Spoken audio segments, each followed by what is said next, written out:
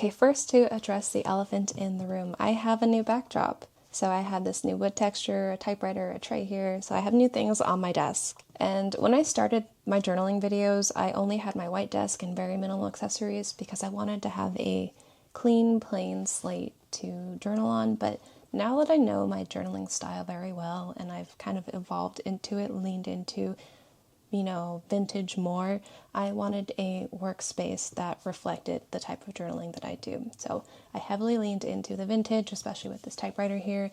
And this typewriter here is in perfect working order.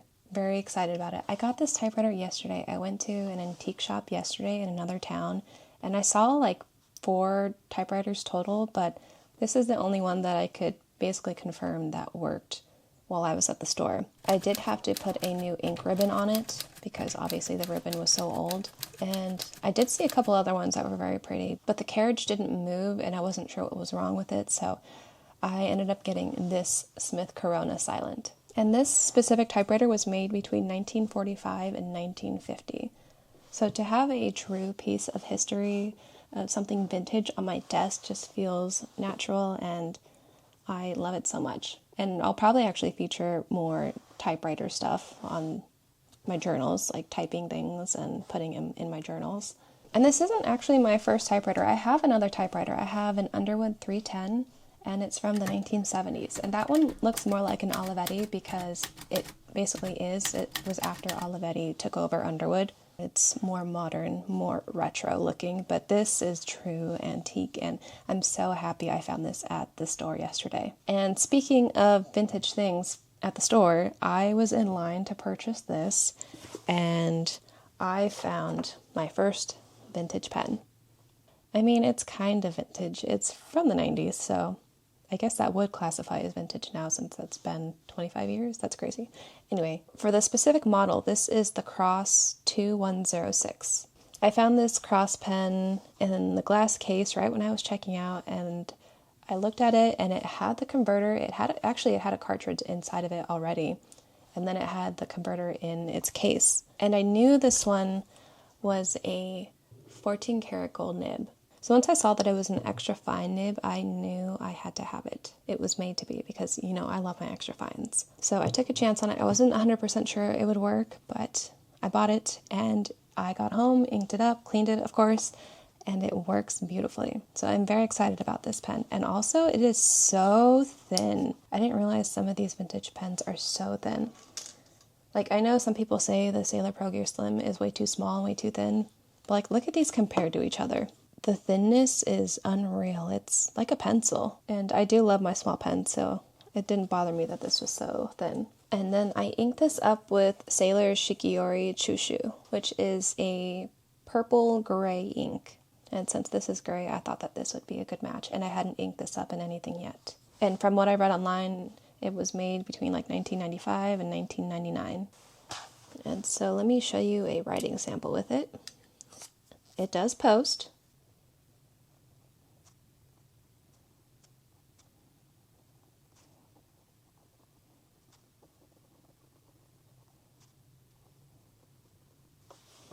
Alright, and that is what it looks like. It's on the thicker side for extra fines, but it's not as thick as my Pelican extra fine. That's like my widest extra fine, but it's definitely not on the level of Japanese extra fines. And then an update on another pen. So you know that I got Venus, and I actually inked Venus with Colorverse Blue Hole because it matched the color so well. But the one thing about Blue Hole is it's so light that it's hard to read. And so I did get another ink that would match this pen better, and I do love my Sailor Shikiori inks, so I ended up inking it with Miruai, I think that's how you say it, and this is like a greenish, tealish color, and it's much darker than Blue Hole, but I think it pairs very well. So I'm going to write...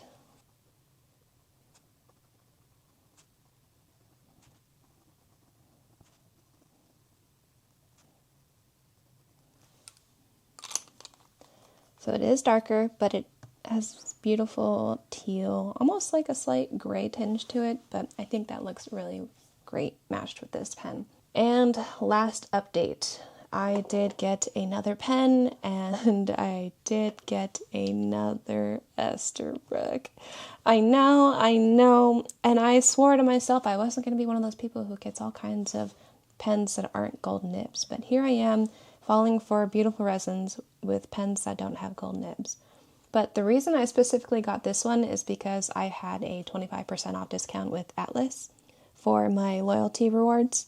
And so I saw that they had this in stock with a needlepoint. And I have been wanting to try the needlepoint because I obviously love my extra fines, and Esterbrook's extra fine is still a little too thick for me.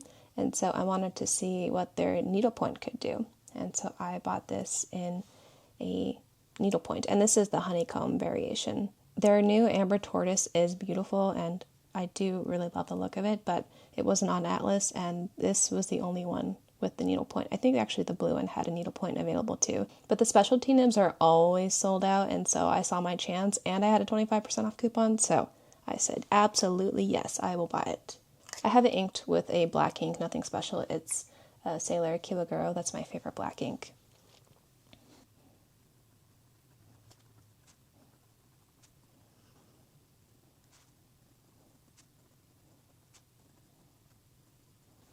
Oh my gosh, look how thin that is. So if you're on the hunt for a very, very extra fine, the finest you can possibly get, these are going to be the pens you want to look at. So this is the battle of the finest nib, and these are today's contenders. So this is the Platinum 3776 Century in the color Bourgogne, and the nib is the Ultra Extra Fine nib. This is the Pilot Custom 742 in black, and the nib is the posting nib. And this is the Esterbrook Estie in the color Honeycomb, and the nib is the needlepoint nib. These three are the finest nibs that I have out of my 50 pen collection. These three are going to give you the finest line, so we'll see which one has the absolute finest line. I'll compare them to each other. So without further ado, let's start writing with them. I will start with the Platinum. I'll just go in order that I have them here. And also, to make this fair, I have the same exact ink in all three of these. This is the Sailor Kiwaguro ink. So no unfairness there, they all have the same ink. Actually, let's do some lines with the ruler first.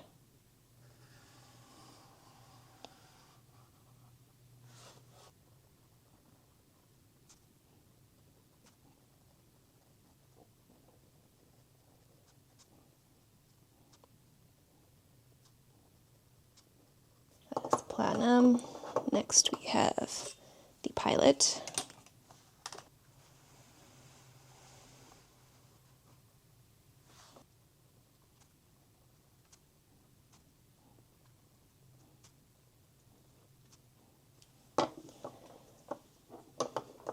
Then we have the Esterbrook.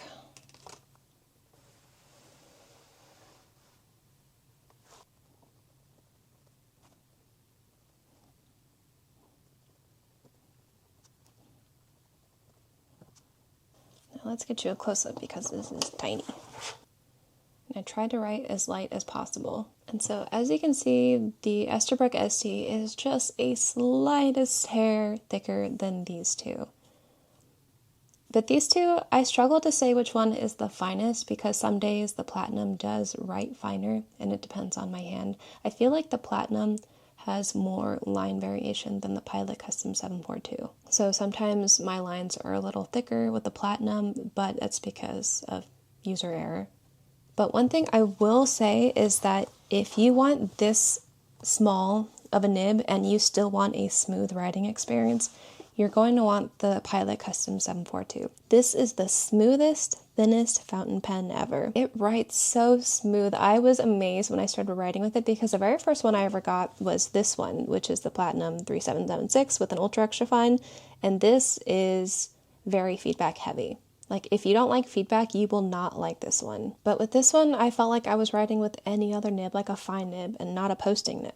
So if you do prefer smooth, I recommend the 742 with the posting nib, or if you prefer feedback, I recommend the Platinum. But these two are definitely the finest that I have. Even comparing them to each other, it's hard to say. It depends. Some moments this one looks thinner, some moments this one looks thinner. If you don't want to get a specialty nib, You could get a Pilot Decimo with an extra fine nib, or you can get a Sailor Progress Slim with an extra fine nib. These ones are pretty fine too, and so let me write with these. And also, I do have Sailor Kiwaguro in both of these too, so no ink unfairness here. I do like Sailor Kiwaguro for my very, very, very thin line pens.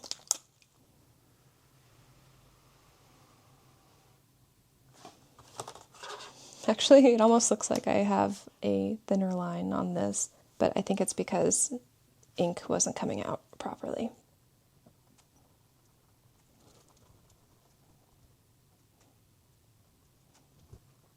The Pilot Decimo in extra fine is about the same as the posting nib, but I also think it's because it's running slightly on the drier side right now. I feel like I'm running out of ink in here. I will say though, it does write very fine. So if you don't want to invest in a posting nib, then the extra fine nib on the Pilot Decimo / Vanishing Point is an amazing option. And now for the Sailor.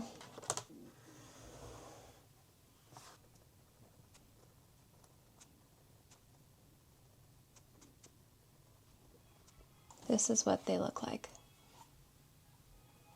And as far as how these two write, this one is slightly scratchy. Some people might say it's scratchy. It might not be for everyone, but I really, really love the extra fine Decimo. And the Sailor Progress Slim, obviously, I love Sailor. They're one of my favorites, if not my favorite brand, especially their nibs. I love their feedback, so this does have feedback, but I do recommend the posting nib for the smoothest experience. Everything else, it's a little scratchy. Also, the Esterbrook is on the scratchier side as well, but I, again, personally don't mind scratchiness, so. And now, one final test. All of them next to each other. Let's see.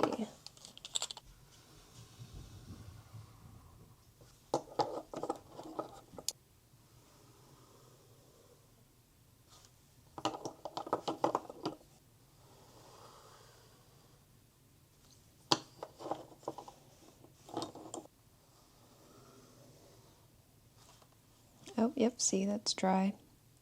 I think that's why it looks even thinner than the posting nib, is because I need to put some more ink in here.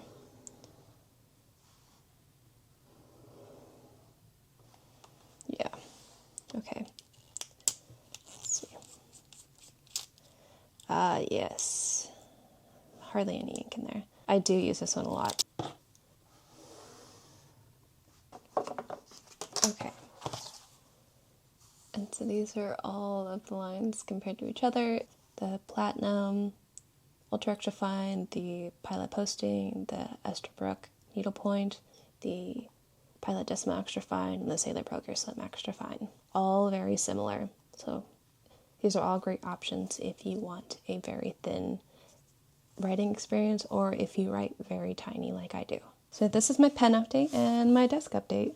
And so from here on out, you'll be seeing this setup. Who knows, maybe I'll revert back to my white backdrop with, minimal accessories, but for now, this felt right, and this is what I'll be doing.